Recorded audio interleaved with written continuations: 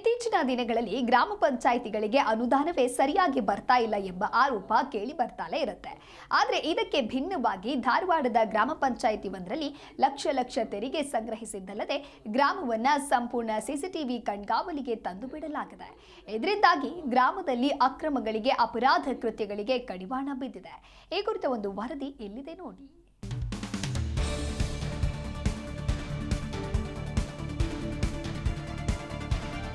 ಇದು ಧಾರವಾಡ ತಾಲೂಕಿನ ಮೊಮ್ಮಿಗಟ್ಟಿ ಗ್ರಾಮ. ಸುಮಾರು 12,000 ಜನಸಂಖ್ಯೆ ಹೊಂದಿರೋ ಈ ಗ್ರಾಮ ಪೂನಾ ಬೆಂಗಳೂರು ರಾಷ್ಟ್ರೀಯ ಹೆದ್ದಾರಿ 4ಕ್ಕೆ ಹೊಂದಿಕೊಂಡಿದೆ. ಇದೇ ಕಾರಣಕ್ಕೆ ಈ ಗ್ರಾಮದ ಪಕ್ಕ ಹೋಗುವ ವಾಹನಗಳ ಮೂಲಕ ಹೊರಗಿನ ಜನರು ಅಕ್ರಮಗಳನ್ನು ಎಸಗೋದು ಸಾಮಾನ್ಯದ ಸಂಗತಿಯಾಗಿದೆ. ಈ ಹಿನ್ನೆಲೆ ಗ್ರಾಮ ಪಂಚಾಯತ್ನಲ್ಲಿ ಮುಖ್ಯವಾದ ನಿರ್ಧಾರ ತೆಗೆದುಕೊಳ್ಳಲಾಗಿದೆ. ಸಾಮಾನ್ಯವಾಗಿ ಗ್ರಾಮ ಪಂಚಾಯಿತಿಗಳ ವ್ಯಾಪ್ತಿಯಲ್ಲಿ ಯಾವುದೇ ಕಾಮಗಾರಿ ಮಾಡಬೇಕು ಅಂದ್ರೂ ಅನುದಾನದ ಕೊರತೆ ಎದ್ದು ಕಾಣುತ್ತೆ. ಆದರೆ ಈ ಗ್ರಾಮ ಪಂಚಾಯಿತಿ ವ್ಯಾಪ್ತಿಯಲ್ಲಿ ವರ್ಷಕ್ಕೆ 50 ಲಕ್ಷ ರೂಪಾಯಿ ತೆರಿಗೆ ಸಂಗ್ರಹಿಸಿದ ಸಾಧನೆ ಒಂದು ಕಡೆಯಾದ್ರೆ, ಇದೀಗ ಇಡೀ ಗ್ರಾಮದಲ್ಲಿ ಸಿಸಿಟಿವಿ ಕ್ಯಾಮೆರಾ ಅಳವಡಿಸಿರುವುದು ಮತ್ತೊಂದು ಸಾಧನೆ.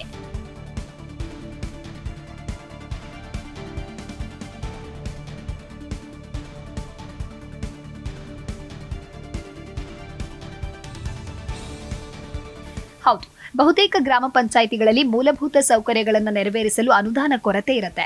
ಆದರೆ ಈ ಗ್ರಾಮದಲ್ಲಿ ಮೂಲಭೂತ ಸೌಕರ್ಯಗಳನ್ನು ನೀಡಿದ ಮೇಲೂ ಉಳಿದ ಹಣದಲ್ಲಿ ಗ್ರಾಮ ಪಂಚಾಯಿತಿ ವ್ಯಾಪ್ತಿಯಲ್ಲಿ ಸಿಸಿಟಿವಿ ಕ್ಯಾಮೆರಾಗಳನ್ನು ಅಳವಡಿಸಲಾಗಿದೆ. ಇದರಿಂದಾಗಿ ಗ್ರಾಮದಲ್ಲಿ ಅಹಿತಕರ ಘಟನೆಗಳು ನಡೆಯದಂತೆ ನಿರ್ಬಂಧಿಸಲಾಗಿದೆ.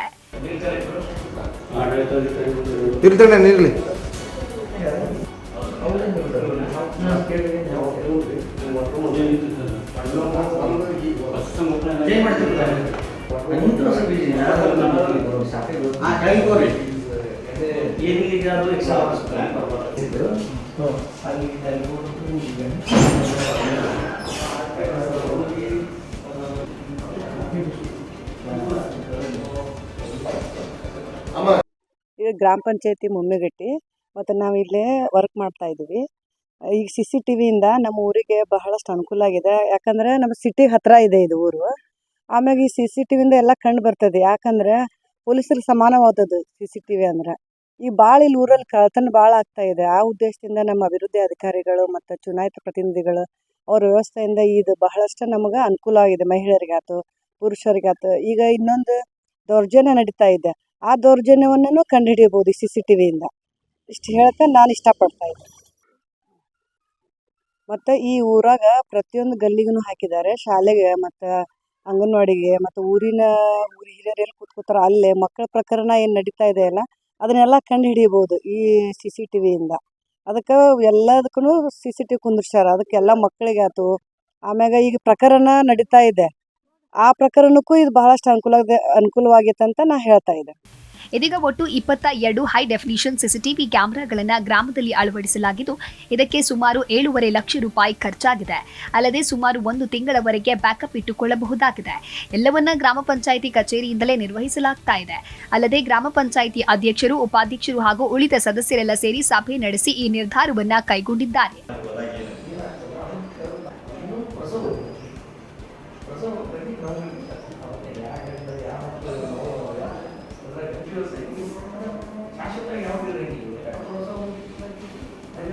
ಮೊದಲಿಗೆ ಎಲ್ಲರೂ ಗ್ರಾಮದಲ್ಲಿ ತಿರುಗಾಡಿ ಎಲ್ಲೆಲ್ಲಿ ಈ ಕ್ಯಾಮೆರಾಗಳನ್ನು ಅಳವಡಿಸುವುದು ಹೆಚ್ಚು ಸೂಕ್ತ ಅನ್ನೋದನ್ನ ನಿರ್ಧರಿಸಿದ್ರು.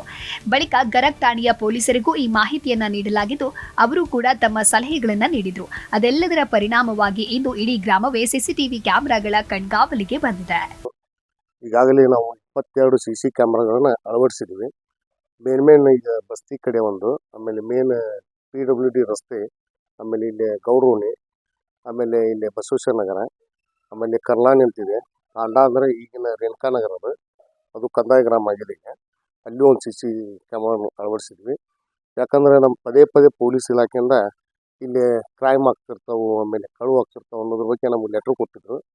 ಅದಕ್ಕೆ ಹೀಗಾಗಿ ನಾವು ಇಡೀ ಗ್ರಾಮ ಪಂಚಾಯತ್ ವ್ಯಾಪ್ತಿಯಲ್ಲಿ ಇಡೀ ಗ್ರಾಮವನ್ನು ನಾವು CCTV ಕಣ್ಗಾವಲಿನಲ್ಲಿ ನಾವು ಇಟ್ಟಿದ್ದೀವಿ. ಯಾವುದೇ ರೀತಿಯಿಂದ ಕ್ರೈಮ್ ನಡೆಯಬಾರ್ದು, ಆಮೇಲೆ ದರೋಡೆ ಆಗಬಾರ್ದು, ಆಮೇಲೆ ಇನ್ನಿತರ ಚಟುವಟಿಕೆಗಳು ನಡೆಯಬಾರ್ದು ಅನ್ನೋದ್ರ ಬಗ್ಗೆ ನಾವು ಇಡೀ ಗ್ರಾಮ ಪಂಚಾಯತ್ ವ್ಯಾಪ್ತಿಯಲ್ಲಿ ನಾವೆಲ್ಲ ಕೂಡ ಹಾಕಿದ್ದೀವಿ. ಹಿಂದಿನ ಅಮೌಂಟು ಅಂದಾಜು 7 ಲಕ್ಷ ರೂಪಾಯಿ ಆಗಿದೆ. ಮತ್ತು ಈಗಾಗಲೇ ನಾವು ಎಲ್ಲ ಸ್ವಂತ ಅನುದಾನದಿಂದ ನಾವು ಬರ್ಸಿದ್ದೀವಿ. ಹಿಂದಿನ ನಮ್ಮ ಗ್ರಾಮ ಪಂಚಾಯತಿ ನಮ್ಮ ಸದಸ್ಯರು, ಅಧ್ಯಕ್ಷರು, ಉಪಾಧ್ಯಕ್ಷರು ಎಲ್ಲರದ್ದು ಒಪ್ಪಿಗೆ ತೊಗೊಂಡು ಈ ಒಂದು ಅವಧಿ ಮುಗಿಯೊಳಗೆ ನಾವೆಲ್ಲ ಕೂಡಿ ಮಾಡಿದ್ವಿ ಅಂತೇಳಿ ಇಚ್ಛೆಪಡ್ತೀನಿ. ಇನ್ನು ಗ್ರಾಮದ ಪಕ್ಕದಲ್ಲಿಯೇ ಸಾಕಷ್ಟು ಕೈಗಾರಿಕೆಗಳಿದ್ದು ಬೇರೆ ಕಡೆಯಿಂದ ಬಂದಿರೋ ಅನೇಕರು ಇಲ್ಲಿಯೇ ನೆಲೆಸಿದ್ದಾರೆ. ಅಂಥವರೇನಾದರೂ ಅಕ್ರಮ ಕೃತ್ಯ ಎಸಗಿದ್ರೆ ಈ ಕ್ಯಾಮೆರಾಗಳ ಮೂಲಕ ಪತ್ತೆಗೆ ಸಾಕಷ್ಟು ಸಹಾಯವಾಗುತ್ತೆ. ಅಲ್ಲದೆ ಗ್ರಾಮದಲ್ಲಿ ಯುವತಿಯರನ್ನ ಚುಡಾಯಿಸೋದು, ಮನೆಗಳ್ಳತನ ಪ್ರಕರಣಗಳು ಹೆಚ್ಚಾಗಿದ್ವು. ಇದೀಗ ಸಿಸಿಟಿವಿ ಕ್ಯಾಮೆರಾ ಅಳವಡಿಸಿದ್ದರಿಂದಾಗಿ ಅಂತಹ ಕೃತ್ಯಗಳಿಗೆ ಬ್ರೇಕ್ ಬಿದ್ದಿರೋದಲ್ಲದೆ ಮಹಿಳೆಯರು, ಯುವತಿಯರು, ಮಕ್ಕಳು ನೆಮ್ಮದಿಯಾಗಿ ಓಡಾಡಬಹುದು ಅನ್ನೋದು ಸ್ಥಳೀಯರ ಅನಿಸಿಕೆ.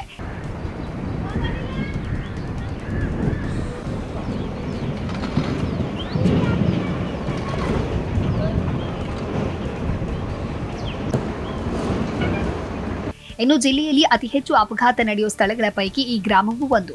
ಅಂತಹ ಅಪಘಾತಗಳ ಪೈಕಿ ಹಿಟ್ ಅಂಡ್ ರನ್ ಕೇಸುಗಳೇ ಹೆಚ್ಚಾಗಿರುತ್ತೆ. ಇದೀಗ ಕ್ಯಾಮೆರಾ ಅಳವಡಿಸಿರೋದ್ರಿಂದ ಅಪಘಾತ ಮಾಡಿ ಪರಾರಿಯಾದವರು ತಪ್ಪಿಸಿಕೊಳ್ಳುವುದು ಸುಲಭವಲ್ಲ. ಒಟ್ನಲ್ಲಿ ಎಷ್ಟೋ ಗ್ರಾಮ ಪಂಚಾಯತ್ಗಳು ಕುಡಿಯೋ ನೀರನ್ನ ಪೂರೈಸಲು ಹಣವಿಲ್ಲದೆ ಒದ್ದಾಡೋ ಪರಿಸ್ಥಿತಿಯಲ್ಲಿರುವಾಗ ಈ ಗ್ರಾಮ ಪಂಚಾಯಿತಿ ಅಚ್ಚರಿ ಮೂಡಿಸುವಂತ ಅಭಿವೃದ್ಧಿಗೆ ಮುಂದಾಗಿರೋದು ನಿಜಕ್ಕೂ ಮಾದರಿಯೇ ಸರಿ. Vithal Karadigudda, Zee Kannada news, Dharwad. ಸರಿ ಮಾಡಿಕೊಡ್ಬೇಕಂದ್ರೆ ಅಡ್ಮಿನಿಸ್ಟ್ರೇಟರ್ ಬರ್ತಾರೆ, ಜಾಯ್ನ್ ಆಗ್ತಾರೆ. ಆಮೇಲೆ ನಾವು ಎಲ್ಲ ಚಕ್ಕಿ ಗಿಕ್ಕಿ ಎಲ್ಲ ಪಾಕೊಂಡ್ಮೇಲೆ ಮೊದಲೇ ಬಂದು ಮಾಡಿಕೊಡ್ತೀವಿ. ಅಧ್ಯಕ್ಷರು ಕೇಳು ಮುಗಿತು 22 ಸರ್, 22 ಯಾಕೆ ಸ್ವಲ್ಪ ಲೇಟ್ ಆಗ್ತದೆ.